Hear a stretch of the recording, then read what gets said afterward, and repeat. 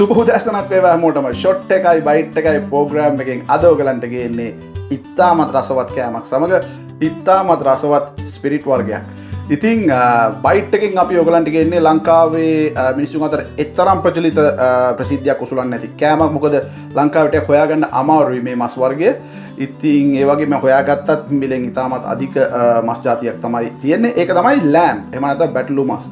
ඉතින් බැටළු මස් UK වල නම් හැමතැනම තියෙනවා ගන්න. ඉතින් අපි ඒක අරගෙන එනවා ඕගොල්ලන්ට බයිට් එකට අද. ස්පිරිට් එකට අපි බලමු මොකද්ද ගේන්නේ කියලා. ස්පිරිට් වර්ග ගොඩාක් තියෙනවා. අද අපි එකකින් එක ස්පිරිට් එකක් අරගෙන ඕගොල්ලොත් එක්ක ඒකේ තියෙන ටේස්ටිං ප්‍රොෆයිල් එක, ෆ්ලේවර් ප්‍රොෆයිල්ස් ගැන ඒ ඔක්කොම අපි ඕගොල්ලොත් එක්ක අද බෙදා ගන්නවා. එහෙනම් දැන් මට ඒවා ටික හදන්න ඕනේ. ලෑම් ටික දැන් කපාගෙන ඉවරයි. ඉතාමත් අමාරුවෙන් තමයි මේක කැපුවේ. මොකද ලොකු කට්ටකුත් එනවා. මොකද ඒ කට්ට හරි රසයි මේ අපි හදන දෙයට.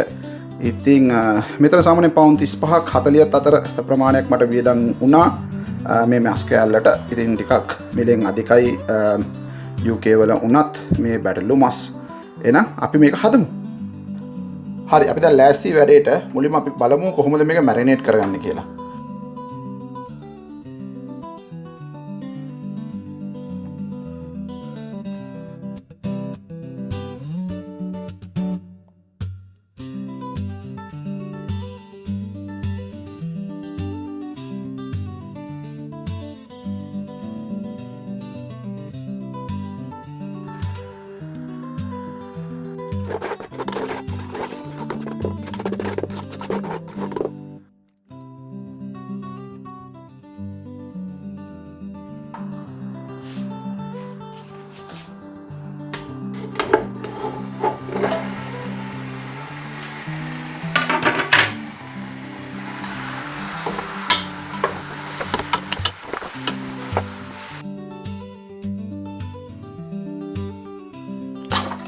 ඉතින් මේ විදිහට තමයි මම ලෑම්බ් එක මස් එකක් සාමාන්‍යයෙන් මැරිනේට් කරන්නේ. මුලින්ම මම මැරිනේට් කරන්න කලින් ඒක පොඩ්ඩක් රෝස්ට් කරගන්නවා. අපේ රෝස්ටඩ් කරි පවුඩර් මොන එකක් තිබුණත් මට අවශ්‍ය කරන කලබනා ටික දාලා ඒ ඔක්කොම පොඩ්ඩක් රෝස්ට් කරගත්තම තමයි ඒ ටේස්ට් එක හොඳට එන්නේ. ඉතින් ඔයගලන්ට පෙන්නන්නම් දැන් ටෙම්පරාදුව කරන්න කලින් දැන් මේ මැරිනේට් එක ලස්සනට කරගෙන තියෙන්නේ. ඉතින් බලන්න නියමටම තියෙනවා. දැන් මේක විනාඩි පැය භාගයක් වගේ තිබ්බම ඊපස්සේ ඉතින් අනිත් කලමනාත් එක්ක දාගෙන වැඩේ කරන්න පුළුවන්. එහෙනම් හම්බෙමු.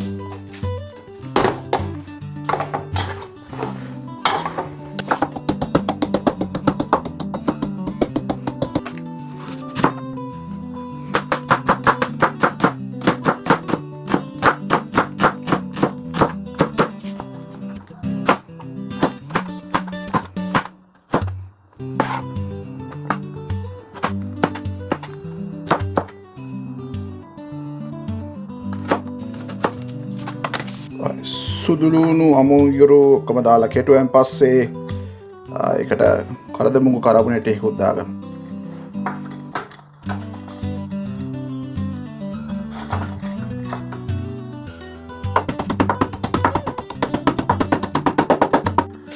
හරි, මුලින්ම අපි දාගමු ගී ටිකක්. අතන ලෑම්බ් එක හදනකොට තෙල් වලට වැඩිය මම දාන්නේ ගී එක. මොකද ගී එක දැම්මම ලෑම්බ් එකේ තියෙන රසය වැඩි. පොඩි ගී කෑල්ලක් දාගන්න. මොකද මේ ලෑම්බ් එකේ කොහොමත් ඕල්රෙඩි තෙල් තියෙන නිසා වැඩිපුරම තෙල් දාගන්න ඕන කමක් නැහැ. ඉතින් ඒ නිසා පොඩ්ඩක් දාගමු ඒක. ඉතින් බලමු මොකද වෙන්නේ කියලා දැන්. මුලින්ම කුරුඳු පොතු දෙකක් දාමු. ඊට පස්සේ කපාගත්ත සේර කෑලි දෙකක්. ඉතින් ඕගොල්ලන්ට ඔගේ ලස්සන කරපිංච නැහැ අපිට හොයාගන්න. ඉතින් වේලිච්ච කරපිංච කෑලි ටිකක් තියෙනවා. මේ ඉතින් ඒවා වුණත් ඒකෙනුත් රසය දෙනවා. ඉතින් එකම දේ බලමු.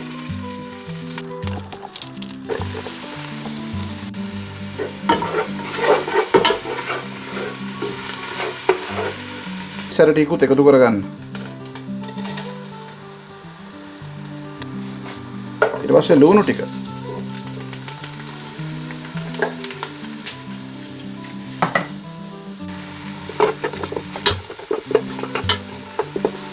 පස්සේ කපාගත් තමුන් මිරිස් සහ අපි තක්කාලි ටික එකතු කරගමු. හරි, දැන් මේ ඔක්කොම යන ගමන් පොඩි ලුණු ටිකකුත් එකතු කරගමු. ලුණු කරලා පස්සෙත් දාන්න පුළුවන්. නමුත් මම සාමාන්‍යයෙන් මේකට මේ විදිහට දානවා ලුණු.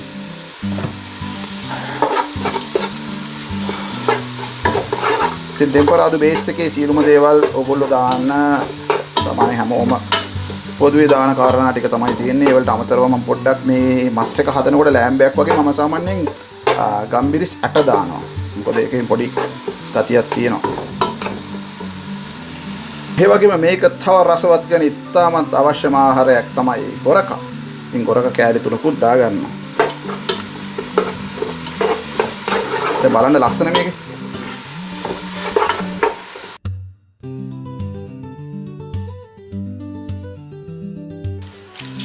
මැරිනේට් කරගත්ත මස් ටික දැන් යනවා මේකට.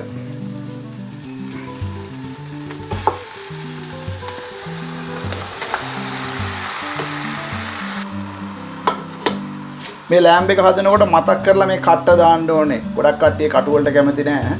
කටු විසි කරනවා. නමුත් අනිවාර්යයෙන්ම මේකට කට්ට ඕනෙමයි.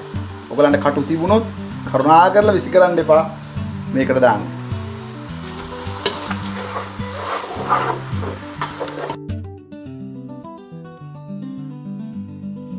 දැන් මේක ඉදීගෙන එන්නේ. මේ වුණාට මේක දැන් මේ මැරිනේට් කරලා ටෙම්පරාදුව සමග කලවම් කරා පමණයි. ඉතින් මේ නිසා මේක හොඳ විනාඩි 15ක් විතර මේක වහලා තියන්න ඕනේ. මේකෙම තියෙන තෙලෙන් සහ වතුරෙන් මේක තැම්බෙනවා. ඉතින් අපි වතුර අමුතෙන් ඇඩ් කරන්න ඕනේ නැහැ. බලමු අපි ඊට පස්සේ අපිට ඇඩ් කරගන්න ඕන වුණොත් අපි දාමු. දැන් මේක හොඳින් විනාඩි 15ක් විතර වහලා තියන්න ඕනේ. හරි. එහෙනම් විනාඩි 15කින් හම්බෙමු.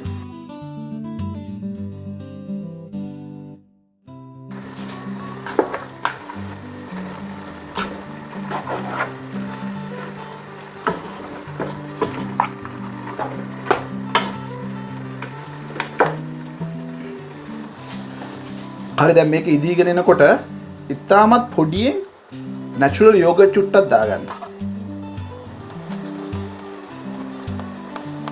මේ පොඩි ප්‍රමාණයක්. මේ පොඩ උකු වෙන්න වගේ මේ වගේ ප්‍රමාණයක් හොඳ නැමැති.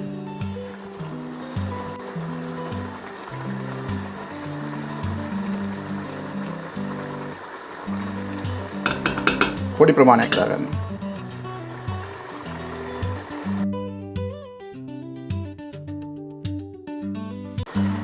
ඔන්න ළමයි මේක රසට ඉදීගෙන එනවා. දැන් හොඳ පාටකට එනවා. ඔන්න ඔය අතරේ මම දැන් තව එකක් අත්‍යවශ්‍යම දෙයක් කරන්න යන්නේ. හරි. ඔන්න දැන් තමයි මගේ මස් එකට එන්නේ මැජික් අරිස්ටේ. මැජික් ඉන්ග්‍රීඩියන්ට් එක. සීක්‍රට් ඉන්ග්‍රීඩියන්ට් එක. ඒ තමයි ලංකාවේ මට අපේ අම්මා හදලා එවපු මස් කුඩු එක. ඉතින් මේකේ පොඩ්ඩයි ඉතුරු වෙලා තියෙන්නේ. තව එකක් මල් ගේනවා. ඉතින් මේකෙන් හැටි දෙකක් එකතු කරගත්තාම ඉතින් හොඳටම හොඳයි. දැන් බලමු මොකද වෙන්නේ කියලා.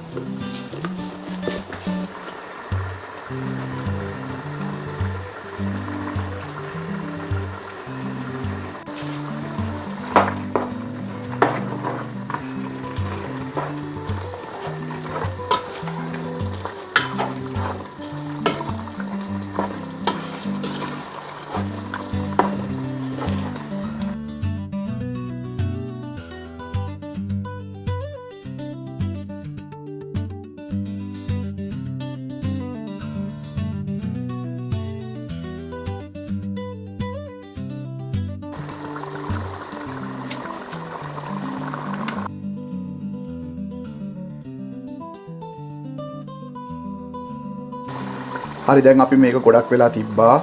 මේකට මම කොටි ටිකක් වැඩිපුර තිබුණා. මොකද මම පරාට ටිකක් ගේන්නත් හිතාගෙන ඉන්නවා. ඉතින් ඒ නිසා ඒක පොඩි ටිකක් තියලා මම හැදුවේ. දැන් මේ බලන්න මේ හොද්ද හොඳටම උකුයි. දැන් හොඳට තැම්බිලා ඉදිලා තියෙන්නේ. දැන් අපේ වැඩේට ලෑස්ති මේ වැඩේ. අපි දැන් බලමු මොකද වෙන්නේ. දැන් ඉවරයි වැඩේ. වැඩේ ලෑස්ති. නියමටම තියෙනවා. දැන් ලිප ඔෆ් කරන්න යන්නේ. දැන් අපේ වැඩේ වෙනවා. ස්ථාම සාර්ථකයි. නියමටම ආවා. අවශ්‍ය විදියට අවශ්‍ය කරන විදියට ඔක්කොම ආවා. එහෙනම් අපි දැන් රස බලමු අපේ බයිට් එකේ. ෂොට් එකයි බයිට් එකයි ප්‍රෝග්‍රෑම් එකෙන් ඔන්න අදහතුරු බයිට් එක. ලෑම් කරියක්. මේක රොයල් ලෑම් කරි එකක්. ඔන්න මේක රස විදිහට යන්නේ. wow fantastic. නියමයි. දැන් අන්න අපි අපේ ෂොට් එකට යමු. බයිට් එක රෙඩි. ෂොට් එකයි බයිට් එකයි ප්‍රෝග්‍රෑම් එකේ බයිට් එක හරි. දැන් ෂොට් එක. මේක තමයි Tamdu. Speyside region එකකින් එන ස්කොට්ලන්ඩ් වල Tamdu 12 years එක. මේක සාමාන්‍යයෙන් මැද මාවතක යන ප්‍රීමියම් විස්කි එකක්. මේක ඩියුටි ෆ්‍රී එකෙත් ගන්න පුළුවන්. ඩියුටි ෆ්‍රී එකේ පවුම් 55 60ක් වගේ අතර තියෙන විස්කි එකක්. ඉතින් අපි මේක දැන් බලමු. එහෙනම් ලස්සන බොක්ස් එකක් එනවා.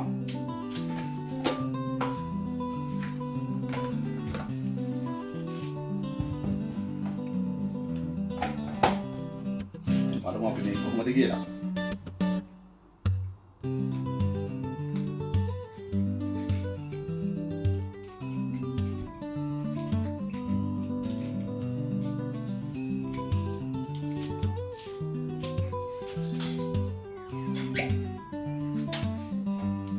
හරි. දැන් අපි ටේස්ට් කරමු. හොඳ රිච් ඩාර්ක් ඇම්බර් කලර් එකක් තියෙනවා මේ විස්කි එකේ. ඒ වගේම නෝස් එක ගත්තොත් අපි ඒක ice cinnamon rolls, fresh sweet oak and raisins තියෙනවා. ඒ වගේම පැලට් එක ගත්තොත් එහෙම ඒක බනානා, බෙරි, ජෑම්, මෝල් බිස්කට් වගේ ෆ්ලේවර්ස් එනවා පැලට් එකට. ඒ වගේම ෆිනිෂ් එක ගත්තොත් ඒක ප්ලෙසන්ට්ලි ලොං ලාස්ටින්. ඒ වගේම ග්‍රවුන්ඩ් ස්පයිසස්, ඩ්‍රයි ෆෘට් වගේ දේවල් වලින් සමන්විතයි. Wow. One of the smoothest whiskey. Very nice. ඉතින් අපි මේ දැන් මේක එන්ජොයි කරමු. එහෙනම් ෂොට් එකයි බයිට් එකයි ප්‍රෝග්‍රෑම් එකේ ඊළඟට අපි එනවා ඔයගලන්ට එක්ක තව දේවල්, තව බයිට්, තව ස්පිරිට් වර්ග අරගෙන. ඉතින් අදට Tamdu එකෙන් අපි යනවා. එහෙනම් හම්බෙමු ඊළඟ වීඩියෝ එකේ.